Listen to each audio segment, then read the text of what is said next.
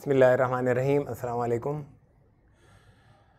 आज का जो हमारा टॉपिक है उसमें हम एक तो ब्यूटी ऑफ विंटर्स, तो विंटर के ताल्लुक़ से हम दो चीज़ों के ऊपर बात करेंगे। एक तो healing power of winter, rehabilitation healing power winter की जो है, और दूसरा ये कि हम बात करेंगे क्योंकि हम स्पोर्ट्स के पर्सपेक्टिव में बात करेंगे, हेल्थ एंड फिटनेस के पर्सपेक्टिव में, तो ये दो टॉपिक्स हम कवर करेंगे कि वर्कआउट्स इन विंटर सीजन।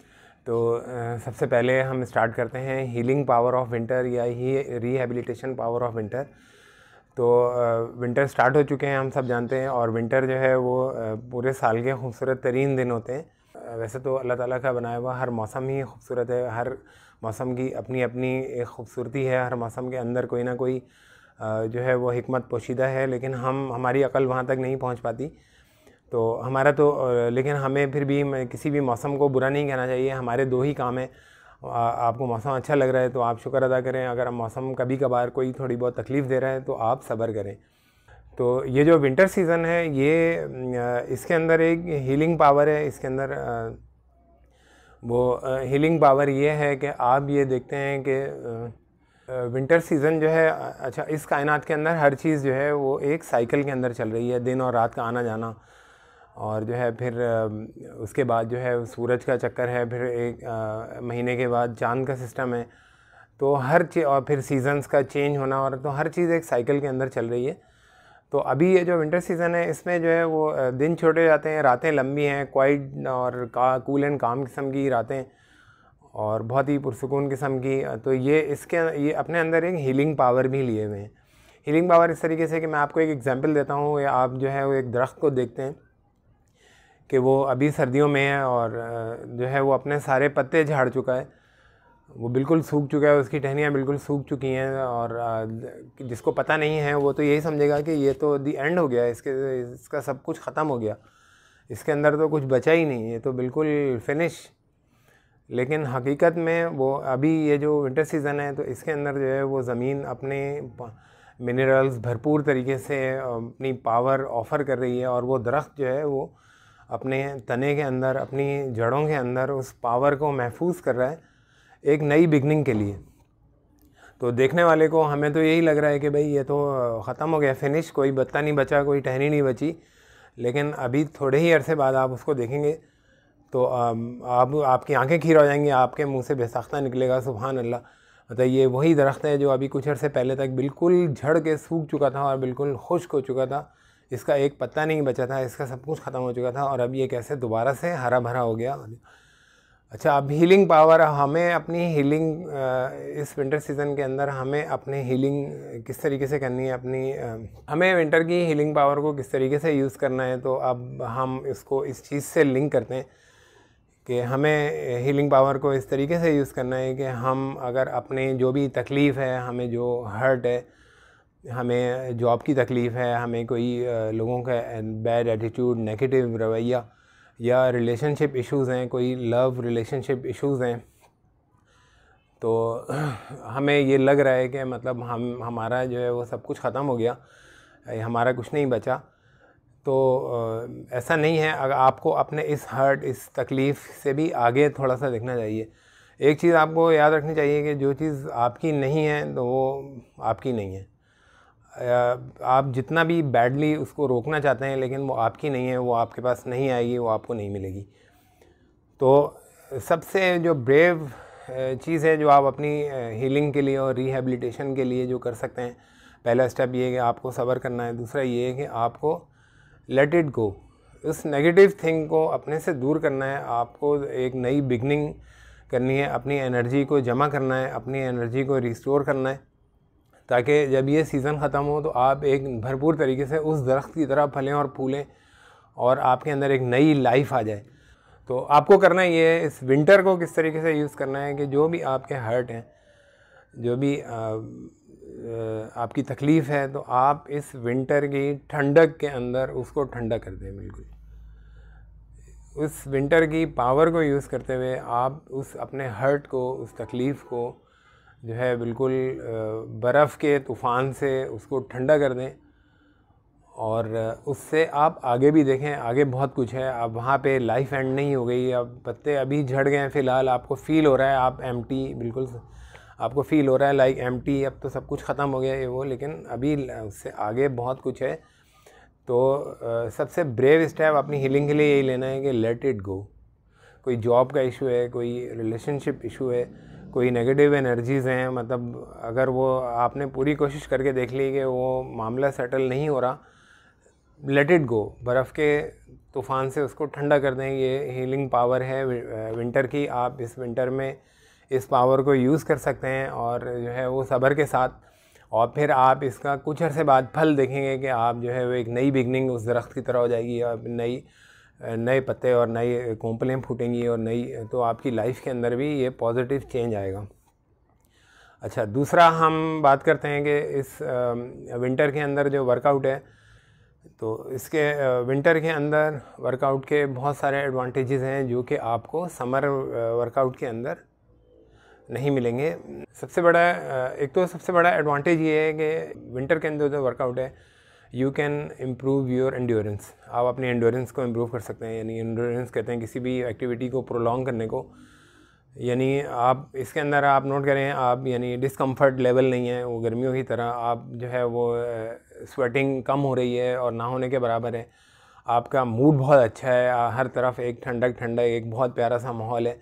तो आप जो है ज़्यादा एफिशिएंट तरीके से वर्कआउट कर सकते हैं, जो कि ये वाला बेनिफिट आपको समर वर्कआउट के अंदर बहुत कम मिलेगा या बिल्कुल मिलेगा ही नहीं। दूसरा ये है कि विंटर के अंदर वर्कआउट का एक और बेनिफिट ये है कि आप जो जिम जाने वाले लोग हैं वो भी विंटर के अंदर देखेंगे कि एक तो जिम में भी रश ज़्यादा होता है और आपको जिम वर्कआउट के अंदर भी मज़ा आएगा। जिम वर्कआउट के अंदर आपका सेशन बहुत पहले से ज़्यादा इफेक्टिव होगा, यही एंड्योरेंस आपकी इम्प्रूव होगी, स्वेटिंग लेस होगी आपकी, आप अच्छे से ड्रेसअप होके जो है वो आप अपना वर्कआउट कंप्लीट कर सकते हैं, ज़्यादा लेंदी वर्कआउट कर सकते हैं। और फिर विंटर सीज़न के अंदर आप तरह तरह के खाने आप खा सकते हैं, आप जो है वो बहुत सारे ड्राई फ्रूट, बहुत सारे जो है घरों में हलवे बनते हैं या इस तरह की बहुत सारी चीज़ें जो कि आप समर के अंदर नहीं करते।